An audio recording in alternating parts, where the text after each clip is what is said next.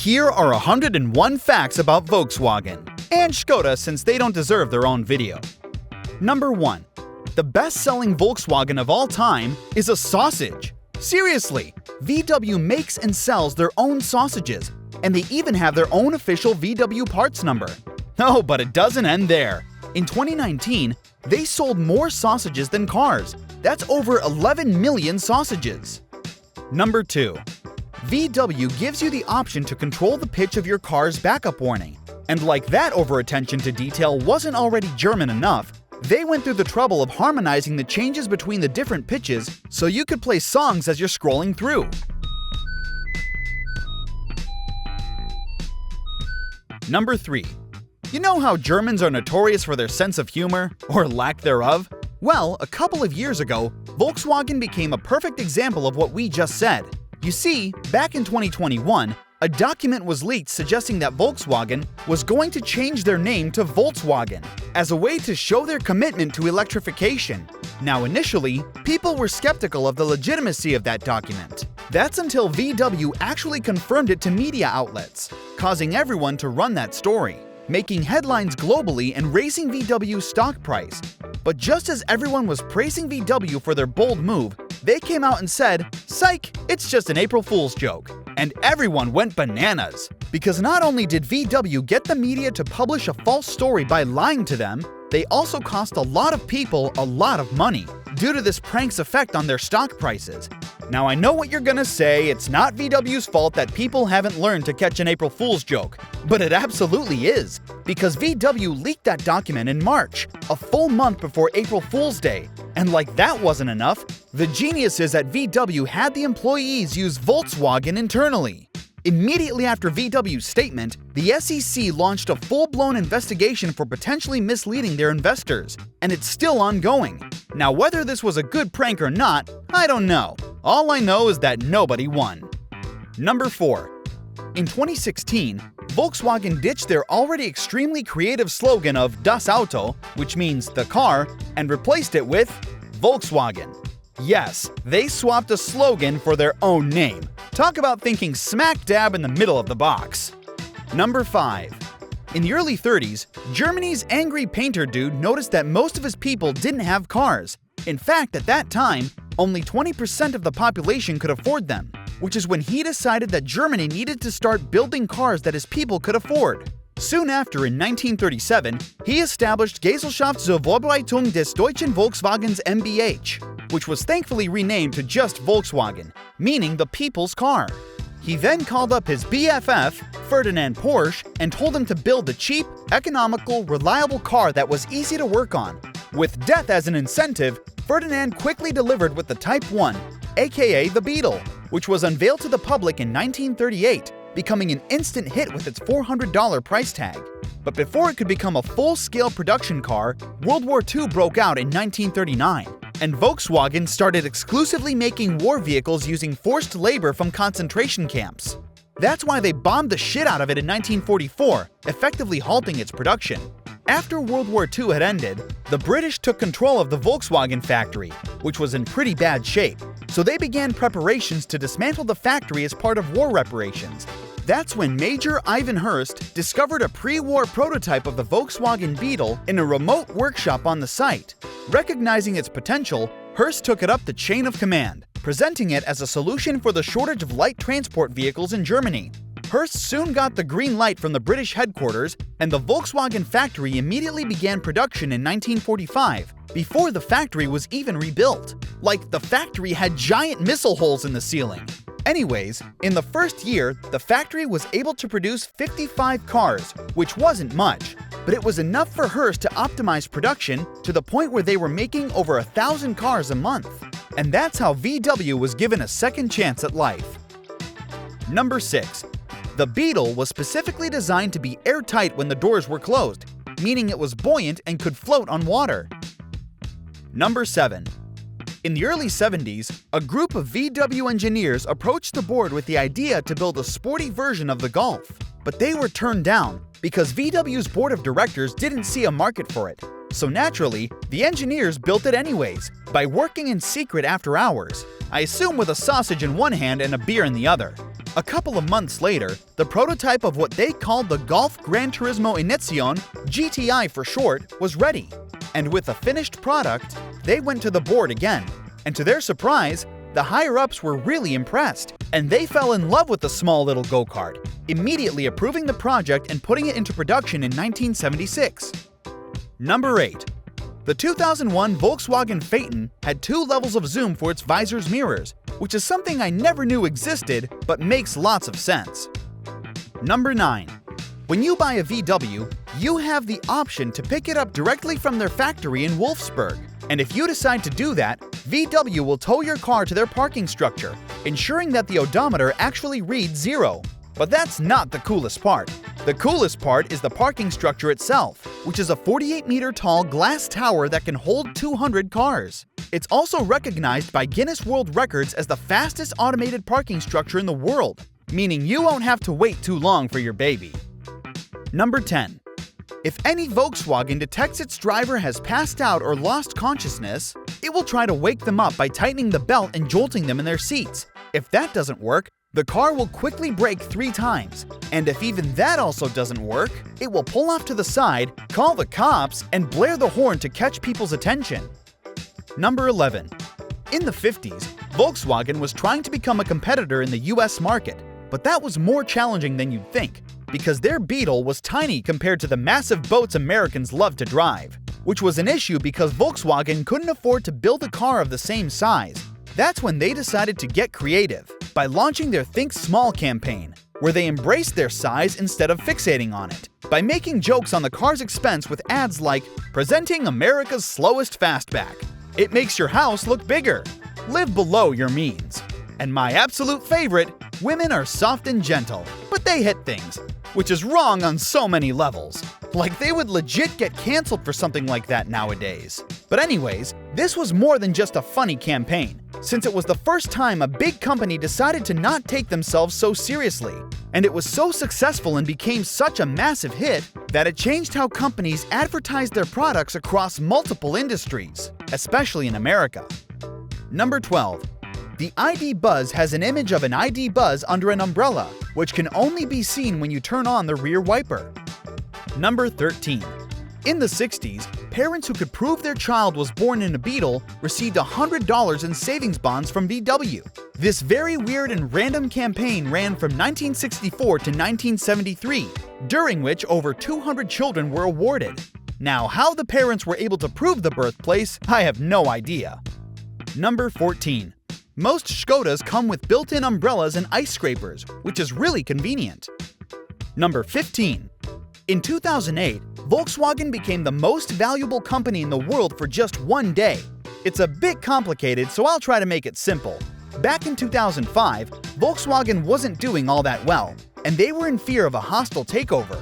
So Porsche decided to step in and acquire a 20% stake in the company to prevent others from taking advantage of VW's situation, especially since at that time, VW used to manufacture around 80% of Porsche's parts.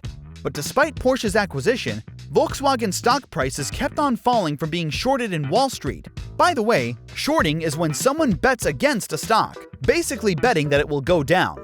In that moment, Porsche decided to attempt the hostile takeover they initially tried to prevent by purchasing even more stocks in 2008, effectively controlling 74% of VW's voting shares.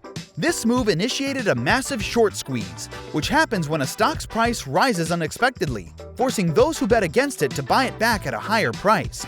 Basically, demand for VW stock was through the roof, and its price rose from €200 to over €1,000, turning many millionaires into single-heirs. This move made headlines around the world, especially due to how astronomically stupid it was, because not only did Porsche put themselves in massive amounts of debt, they also did it all for nothing, because back in the day, Germany had passed a law literally called the Volkswagen Law, which forbids shareholders from owning more than 20% of the company's voting shares, meaning it was specifically designed to stop people from trying this exact thing. Number 16. The name Golf is German for golf with a U, and it's short for Gulf Stream, which is a type of current. With that said, most of VW's names come from winds like the Jetta, Scirocco, Bora, Vento, Passat, Corrado, and Santana. Number 17. After World War II, the US government offered to give Henry Ford II the entirety of VW completely for free, but Henry Ford said no because it was quote-unquote not worth a damn. Number 18. This is Joe Markham, and back in the 70s, Joe had a German Shepherd named Fritz, a retired police dog that was extremely passionate about chewing everything and anything he got his paws on. But he was so aggressive with his chew toys that they wouldn't last him more than a couple of seconds. So he began the habit of chewing on rocks, messing his teeth up, slowly turning him into a British Shepherd. One day, while working on his late 60s VW bus, Joe tossed aside a rubber suspension bump stop. Fritz, ever the opportunist, pounced on it and went to town.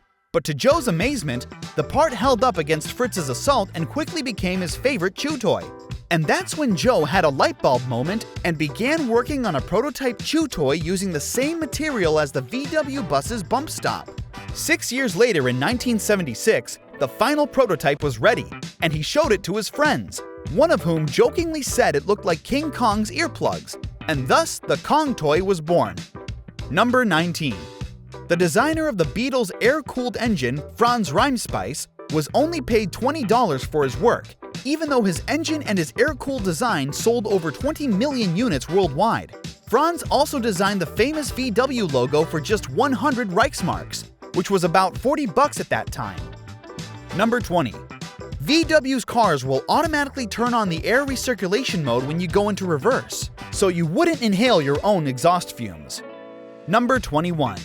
During the crazy era of Group B, the chief of Volkswagen's motorsports division, Klaus Rosorius, announced plans for entering the sport with a high-powered rally car based on the Scirocco. But at the last minute, the VW board stepped in and told him to cancel the project immediately, since the Scirocco would create unnecessary competition for the Audi Quattro, which was already at the top of its game. Annoyed and frustrated by VW's brand politics, Klaus and his team decided to build it anyways, by working after hours in secret without the board's approval. But that created a problem.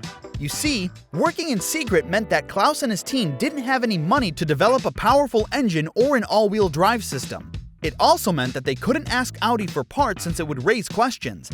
But that wasn't going to stop them, and after a lot of brainstorming, they got the idea to put 2 engines in the car. Which sounds crazy, but it's not, because putting 2 engines in the car didn't just give them more power, it also evened out the weight distribution and saved them from designing an all-wheel drive system, since each engine would power its half of the car.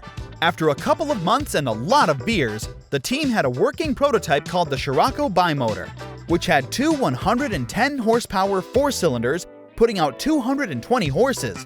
Proud and excited, they stormed into the VW headquarters and presented the board with their car. Extremely impressed by the team's dedication and ingenuity, the board relaunched their project and told them to build another more powerful prototype, which they did. The second prototype had better handling and more power, making 360 horsepower thanks to its 2 more powerful engines. But just as VW was getting ready to homologate the car by putting it into production, the FIA sent them a very firm letter saying they would never allow a 2-engine car in the sport, even though they had no rule against it. And just like that, the project was scrapped and the Bimotor was denied a very well-earned chance at life. Number 22. The Volkswagen EOS was the first hardtop convertible with a sunroof, which wasn't a big deal, even though no one else had tried it, simply due to how stupid it was. Because why would you open a tiny hole in the roof for air and sunlight when you could literally open the whole thing? Number 23. Volkswagen's infotainment systems use proximity sensors that allow them to hide labels and settings when they're not needed, which is German over-engineering at its finest. Number 24. This is the Tatra T97. Looks a little too familiar, right? Well, that's because VW ripped off their design for the Beetle. That's also why Tatra sued Volkswagen for infringing on their copyright for rear-engine air-cooled cars in 1938. Initially, Ferdinand Porsche wanted to discuss a settlement with Tatra and was even willing to announce it publicly. But before he could do that, the weird mustache guy told him to drop it since he already had plans to take care of it. Again, with death as an incentive, Ferdinand listened and didn't talk about it again. A couple of months later in 1939, Germany invaded Czechoslovakia and took control of Tatra's factory, halting their production and the case with it. 26 years later, when World War II had ended, the Tatra family resumed the lawsuit, winning the case and forcing VW to pay them 1 million Deutschmarks in 1965. Adjusted for inflation, that's around $40 million. Number 25. The 2018 Golf R's key fob came with a standard plastic bottom piece, but Volkswagen included a separate shiny metal piece with an R logo which you had to install yourself. Why it didn't come pre-installed from factory is beyond me, especially since it was free. Number 26. This is Gunhild Liljeqvist, the first ever female designer at VW. But before working at VW, she used to design chocolate boxes. So as you can imagine, she was hungry to prove herself, and she chose to do that by designing two things: the Clark plaid seats and the dimpled shifter resembling a golf ball.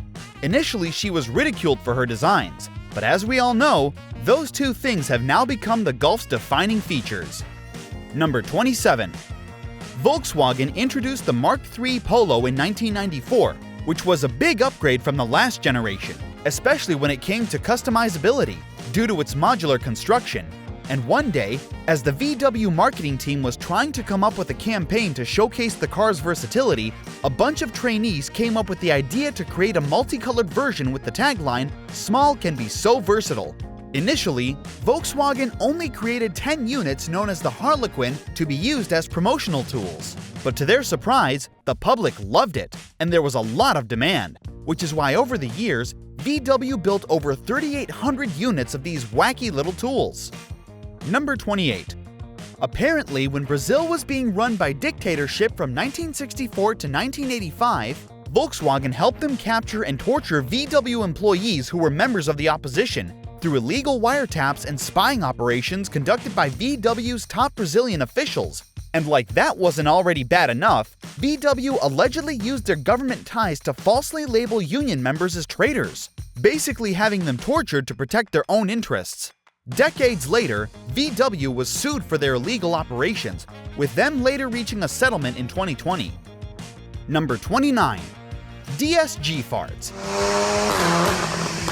You've probably heard that term before, and you might think it's just a fun name VW owners came up with, but that's not the case. In fact, the term is actually scientifically correct. You see, a lot of VWs, especially performance-oriented models, come equipped with direct shift gearboxes, which are made of two automated manual gearboxes with two different clutches, and when you upshift, one of the gearboxes disengages by going into neutral, while the other simultaneously engages. But before going into the next gear, the ECU steps in and cuts fuel to the engine to ensure a smooth gear shift, which pushes unburnt fuel into the hot exhaust system, causing it to combust, which means DSG farts are literally caused by the car farting. Number 30.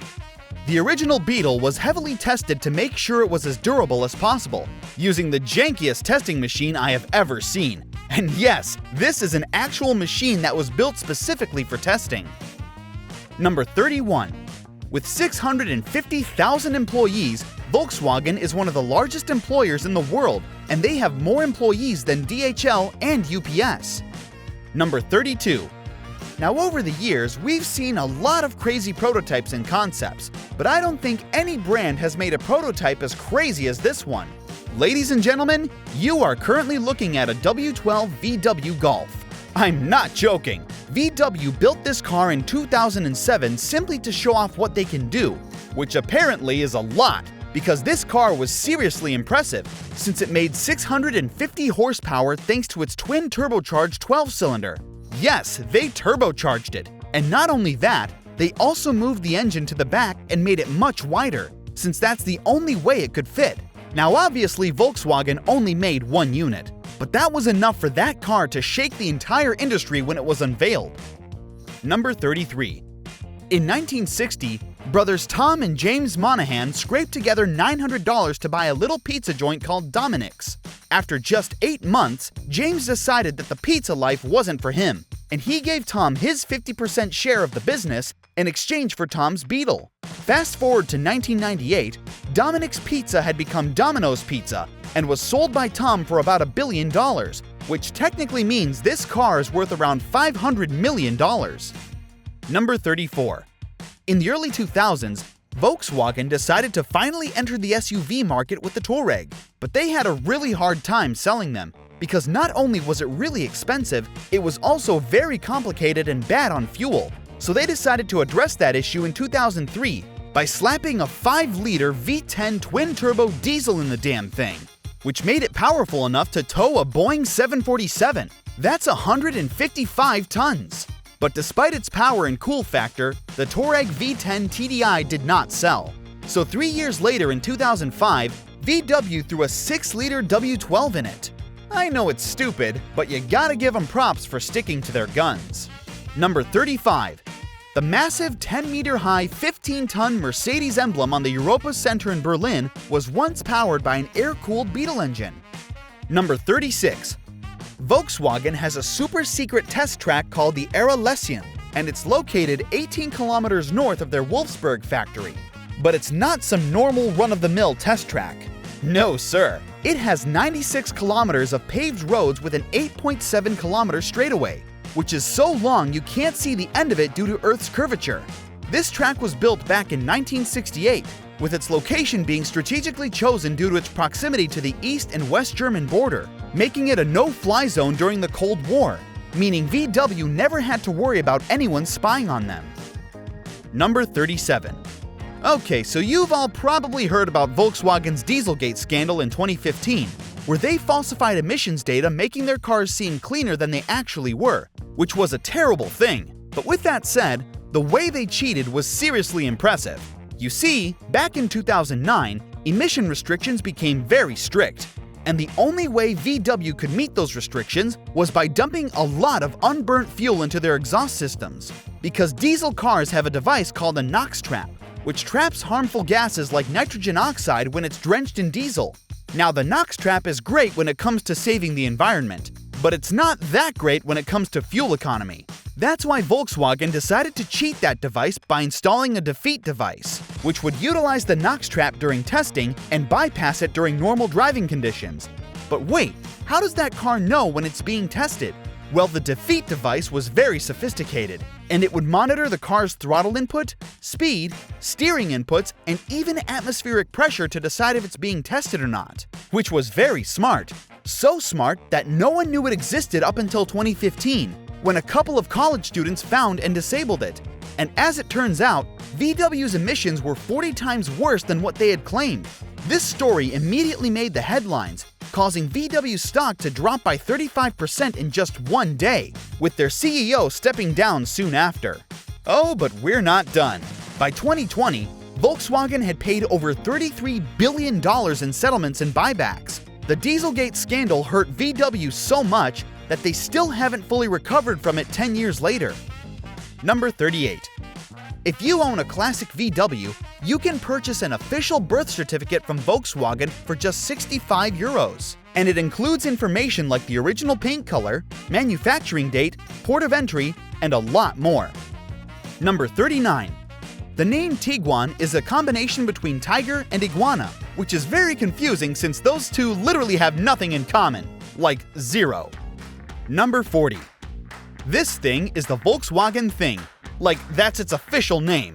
The Thing was built in the 70s as an adaptation to Volkswagen's military vehicles. The Thing is also very quirky. For starters, only its two front doors lock, even though it's a 4-door.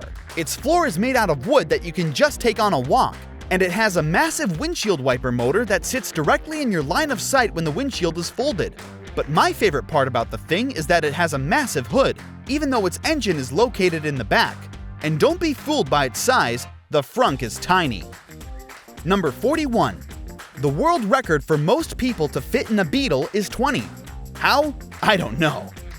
Number 42. Volkswagen used to sell electric guitars with their cars in 2006, and each guitar was color matched to the car, with its VIN number etched onto it.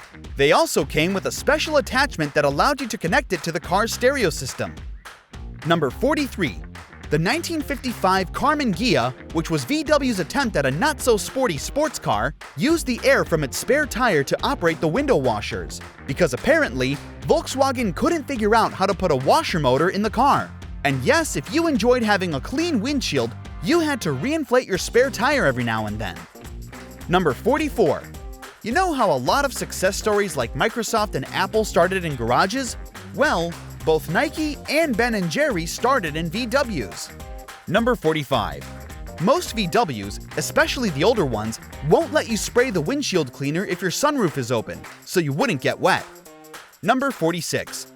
Nowadays there's a trend going on, where every car maker is trying to make all of their cars look as aggressive as possible.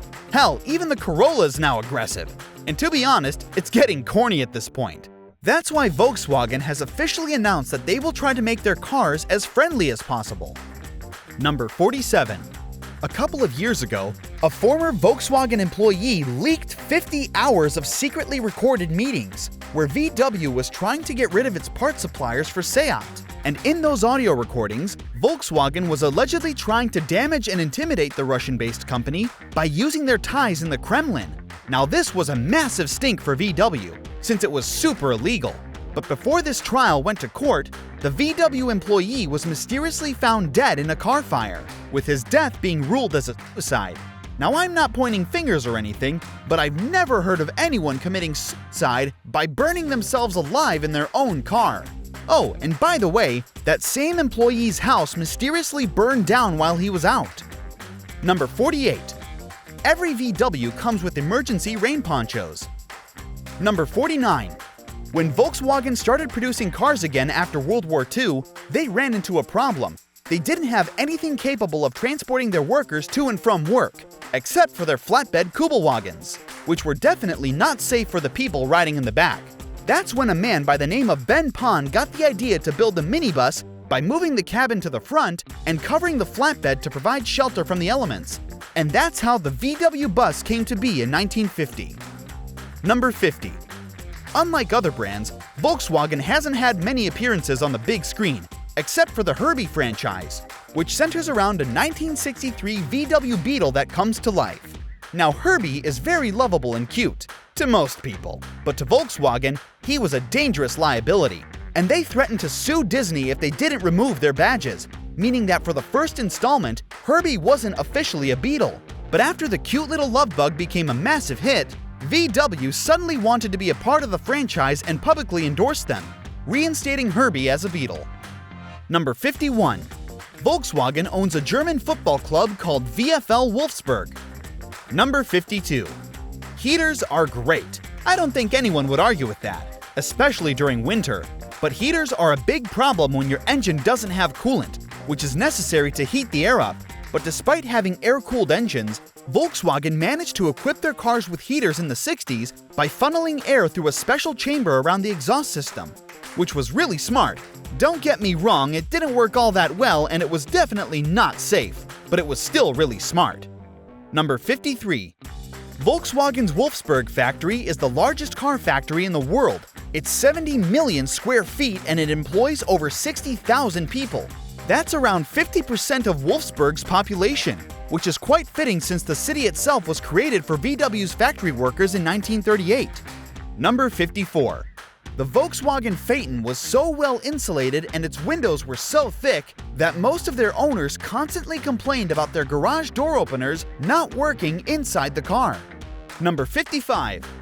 The 1988 Corrado was the second production car after the 959 to have an active rear spoiler, and it was both the first car in the US and the first mass-produced car with that technology. Number 56. Volkswagen currently owns Bentley, Porsche, Audi, Skoda, Lamborghini, Cupra, Ducati, Seat, MAN, Scania, and Italdesign. They also used to own Bugatti outright, but now they only own 45% of it. Number 57. The rear Volkswagen emblem is my favorite feature of any car ever, because it's both the trunk handle and the housing for the reverse camera. It's both clean and functional, which really scratches a specific part of my brain and I can't explain it. Number 58. Now, as we mentioned before, the defeat device in the Dieselgate scandal was pretty damn smart and well thought out, And that's because Volkswagen pretty much did the same exact thing 30 years ago in 1973, when they put temperature-sensing defeat devices in their cars to disable anti-pollution systems. But that was short-lived, with them being exposed and slapped with a $120,000 fine a year later. Number 59. All new Golfs come with warning triangles embedded in their hatch, because in most countries, especially European ones, it's mandated. But since the US doesn't require them, the US spec ones don't have the warning triangle and their hatches are left with a weird-looking blank hole. For $48,000, that's unacceptable. They could have at least put something there. Number 60. In 1963, VW of Australia was approached by a man called Ray McMahon, asking for a brand new Beetle free of charge. Initially, his request seemed strange, but when VW heard about Ray's plan to drive it in Antarctica, they immediately said yes, because it would make the Beetle the first ever production car in Antarctica. Oh, and by the way, Ray didn't pick the Beetle because he liked how it looked. He chose it because it was air-cooled, meaning it wouldn't have a problem in the cold and wouldn't freeze up. 3 months later, a bright red Beetle with only a few hundred miles on the odometer was dropped in Antarctica. And surprisingly, the Red Terror, which was its nickname, felt right at home, skipping happily over the icy terrain like it was nothing, completing its 12-month, 1,500-mile voyage without any major issues. After its mission, the Red Terror was brought back to Australia. But instead of letting it sit in a museum collecting dust, the car was serviced and then sent over to the 1964 Round of BP Australia Rally, finishing and winning the rally. But it sadly went missing after that, and it still hasn't been found, even after a group of drunk Australian car nuts got together in 2002 and looked really, really hard for it. By the way, I didn't make that last part up. That really happened. Number 61. VW's engineers use VR simulations to create and design prototypes virtually before doing it IRL. They even use VR to train their staff in a safe environment to minimize costly production mistakes. Number 62. The most expensive Skoda ever built is a cake. Seriously, in 2007, Skoda had a full-scale Fabia made entirely out of cake for a TV commercial, and that cake cost 500,000 British pounds. Number 63. The Mark VI Golf R came with a center-mounted dual exhaust, which looked really cool, but these center exhausts were never meant to go on to the production model, because VW's financial department thought it would cost too much money. But at the last minute, VW's then CEO Martin Winkerton stepped in and threatened to fire some people if those exhausts didn't get approved. And that's the story behind the Golf's center exhausts. Number 64. This cute little thing is a bud vase, and it's a flower vase that came standard with every new Beetle from 1997 to 2011. But that's not where the story of the bud vase started. Oh no, it dates back to the 50s, when American dealerships started installing it as a dealer option to squeeze more money out of hippies who loved stupid crap like this. Number 65. Volkswagen is currently $220 billion in debt, and they're pretty much on the brink of bankruptcy. Number 66. The K70, introduced in 1970, was the first ever VW to be water-cooled, which also made it the first VW with an actually functioning heater system. Number 67. In 2006, Volkswagen built their first ever self-driving car called the Golf GTI 53+1, and it was impressively smart, especially for that time. And to show off just how smart it was, Volkswagen gave the journalists at the press showcase a bunch of cones and told them to lay out a random track, which the car had to drive around and figure out. And it did. Remember, that was almost 20 years ago, and like that wasn't already cool enough, the 53 in its name is a nod to Herbie the Love Bug. Number 68. The 1989 Volkswagen Futura Concept was the first car to have automatic parking. Number 69. In 1997, Volkswagen introduced their new revolutionary W-shaped engines. And as a way to showcase its potential, they built the W12 Nardo in 2001, which was a game-changer. Because not only was it super cool looking with its Dr. Phil-style stretched windshield, it was also really fast. Like, it had a top speed of 221 miles per hour, thanks to its 5.6-liter 600 horsepower 12-cylinder. With that said, the Nardo never made it into production, which was no surprise since VW only made it to test their technology.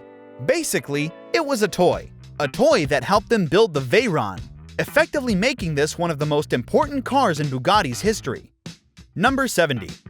The Porsche 914 and 924 were both originally supposed to be Volkswagen models, but VW chickened out on both. Number 71. In 1997, General Motors filed a lawsuit against Volkswagen for corporate espionage, accusing VW of turning one of GM's managers into a spy by paying him to share confidential documents from GM's purchasing department so VW could use it as a way to leverage their negotiations with GM, who at that time used to supply their parts. Anyways, after a lot of back and forth, Volkswagen agreed to a settlement where they had to pay GM $100 million, on top of buying $1 billion worth of parts over the course of 7 years. Number 72. VW offers extended seat rails for all of their cars, including their subsidiaries, so you can fit in a VW no matter how tall you are. Number 73. Volkswagen's pre-collision system will automatically tighten your seatbelt and roll up the window if it detects an unavoidable crash. Number 74. In 1972, the Beetle became the best-selling car in the world, and it remained as the king up until 1997, when it was overtaken by the Corolla. And in that 25-year period, Volkswagen managed to sell around 20 million units. But when talking about best-selling cars, the Golf never gets mentioned, even though it's currently the second best-selling car of all time behind the Corolla, with over 35 million units sold. Number 75. Let me paint this picture for you. You wake up early in the morning, defeated, tired, and annoyed at everything. You get in your car and start it up to go to work, only to be blasted by Central C talking about his homosexual female dog. Because when you parked your car last night, you were in a different mood. Well, you VW owners never have to go through that experience, because VW's infotainment systems have a feature which allow you to set a max volume level on startup, saving you from a lot of confusion and a possible heart attack. Number 76. This is the XL1, and in my opinion, this 68 horsepower, 0.8-liter, 2-cylinder hybrid diesel is the most impressive car VW has ever built. And yes, that includes the Veyron, because not only is it super cute, it also gets 150 miles per gallon. That's if you beat on it. But if you drive it normally, it can get 260 miles per gallon, which is seriously impressive, especially since it was built over 10 years ago in 2013. Volkswagen was able to achieve this by optimizing the car all around. They first started by making it as narrow as possible, by putting the seats in an offset position to minimize the space needed. They then covered the rear wheels and ditched the side view mirrors for side view cameras, making it the first ever production car with cameras instead of mirrors. They then made the car as smooth as possible, which is why still to this day, the XL1 is the most aerodynamic car of all time, with a drag coefficient of 0.19. Oh, but we're not done. Volkswagen also cut out all unnecessary weight, like power steering, power windows, and even the damn glove box. But even with all that, it still needed to be lighter, so they ditched the old full-size fuel tank and replaced it with a tiny 2.5-gallon tank. But sadly, after only building 250 units, VW discontinued this car in 2016 when the whole Dieselgate scandal happened, because they simply ran out of money. Number 77. Here's an Easter egg. Volkswagen sells Easter eggs. Number 78. Volkswagen recently had to halt production of their electric vehicles and recall over 100,000 cars due to their electronic door handles, which would get moist and damaged, sometimes causing them to open up randomly on highways, which further proves that electric door handles are stupid and unnecessary. Number 79. In the 60s, Volkswagen America classified the VW bus as a station wagon in their ads, even though it was literally called the VW bus. Number 80. The Polo should have never existed. I know, hear me out. Back in 1974, Audi came out with the Audi 50, which was a small, cheap, subcompact hatchback that sold like hotcakes, and it was on its way to become one of Audi's most successful models. But just as the 50 was becoming even more popular, VW rebadged it as the Polo in 1975. The Polo was cheaper and directly competed with Audi's model, which tanked their sales, forcing Audi to halt its production after 4 short years in 1978 because it simply couldn't compete with its cheaper self. Now, neither Audi nor VW have ever talked about this, but it was quite scummy and stupid of VW to undercut Audi in this manner, especially since Audi was their own subsidiary. Number 81. Škoda originally started as a bicycle company in 1895. Number 82. This is the legendary designer Giorgetto Giugiaro, and he's responsible for cars like the Countach, M1, and DeLorean. He's also responsible for the Mark I Golf, which instantly became a hit thanks to its iconic design. That's why in the late 70s, Volkswagen offered to give Giugiaro a Golf in any spec he wanted. And since he was both a family man and a car nut, he asked for a 4-door Golf GTI, which was something that didn't exist, since VW only offered the GTI in 2-door form. But nonetheless, VW got to work and they gave him the first ever 4-door GTI, which remained as the one and only family spec GTI until 2003, when Volkswagen introduced the first 4-door production model. Number 83. The new Touareg has night vision and can detect heat signatures. Number 84. Now y'all have probably seen this video, where a guy tests the Golf's automatic braking system and it crashes into the car in front of it. Well, as it turns out, that was a widespread issue, and it was very common for VW's cars to randomly stomp the brakes for absolutely no reason and then fail to stop when they needed to. And not only that, apparently, Volkswagen knew about that issue for years, covering it up with all their might in hopes of saving a couple of bucks in legal fees and redevelopment. But that was all for nothing, since they were forced to settle a class action lawsuit for that very issue in 2024. Number 85. Volkswagen only managed to sell 2 cars in their first year in America because it was 1949 and people weren't comfortable with buying German cars just yet, especially VWs. But astonishingly, 6 years later in 1955, they announced the sale of their 1 millionth vehicle in the US. Number 86. When the Golf first made it to America in 1975, Volkswagen decided to sell it as the Rabbit because they thought Golf sounded too upscale for a small hatchback, which definitely wasn't the case, since the Rabbit didn't do all that well in sales. So they went back to the name Golf in 1985. Now you'd think they had learned their lesson from that, but nope. They did the same exact thing again in 2006 by reviving the name Rabbit for the Mark V Golf, only to go back to Golf again 3 years later. Number 87. If your VW's headlight switch panel goes bad, you can replace it in 2 seconds by just pushing and twisting it at the same time, which might be the only time VW has ever made a repair easy. Number 88. This is something most of you probably didn't know. Volkswagen makes and sells semis, and not just that, they also participate in the European Truck Racing Series. They haven't won any championships, but they're trying their best. Number 89. When Volkswagen announced the new Beetle in 1997, many people were quick to call it the second-generation Beetle, but in reality, it wasn't. In fact, it was a completely new model officially known as the new Beetle, since it was designed in America for Americans based on the Golf's platform, meaning unlike the original Beetle, it was front-wheel drive, front-engined, and water-cooled. Number 90. In 2009, Volkswagen acquired 49.9% of Porsche AG for 3.9 billion euros.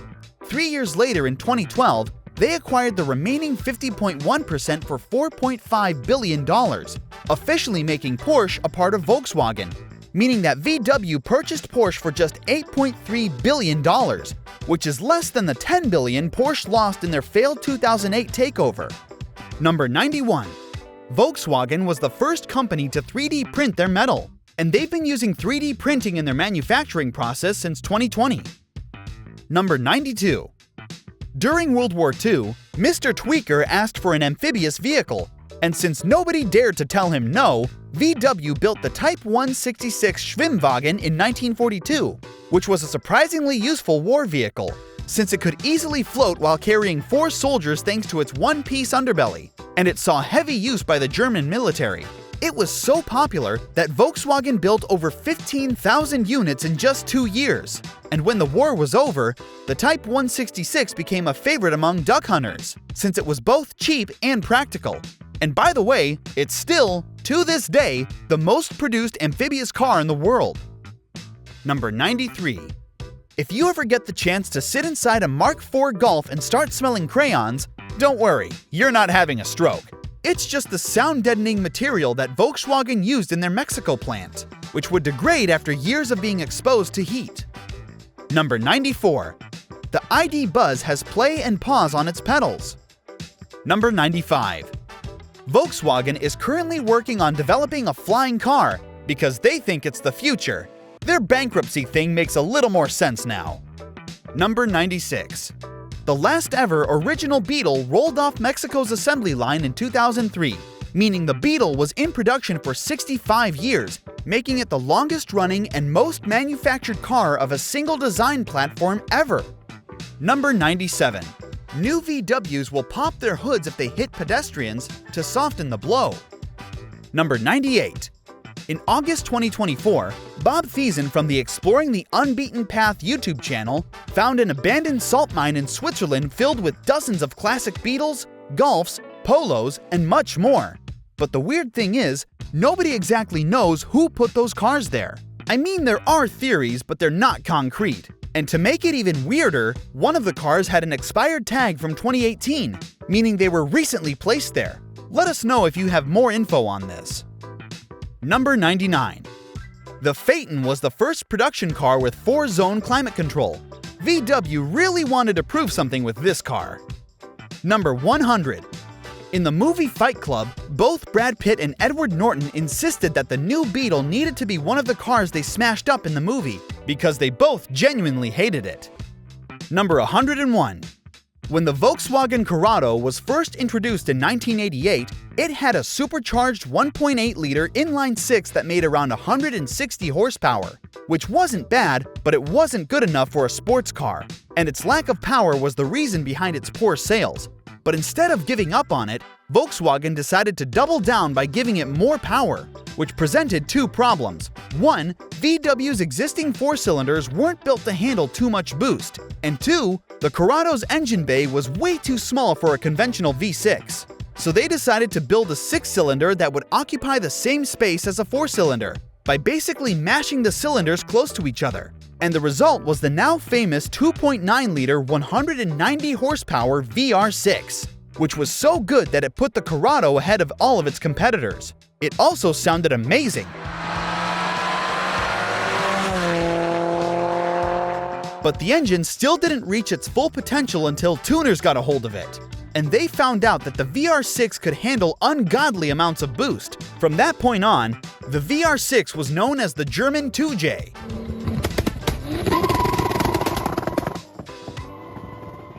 Thanks for watching, and don't forget to subscribe for more.